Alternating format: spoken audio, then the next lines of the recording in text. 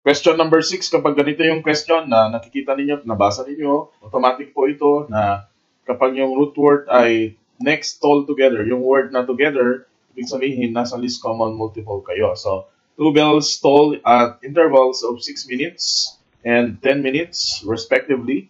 If they toll together at 8 a.m., yung root word na toll together, yan, when will they next toll together? A, 8:16, B, 8:30 a.m., C, 9 a.m., and D, 8:10 a.m. Take note that the bell toll at intervals of every 6 minutes yung isa and 10 minutes yung isa. So from this, we need to find the LCM of 6 and 10. Let us assume na alam nyo na how to identify the prime numbers of 6 and 10. We're going to use the prime factorization, which is kunin natin lahat ng prime ng 6. So kapag kinuha natin yung prime ng 6, that's 2 times 3.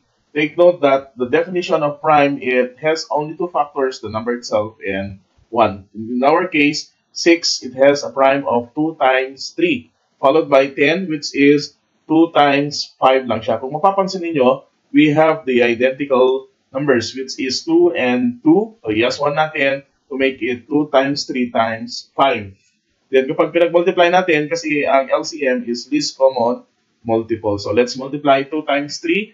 That's 6 times 5. We have 30. Okay? And then, sabi sa question, the LCM is 30 minutes, which means the bell will toll together every 30 minutes.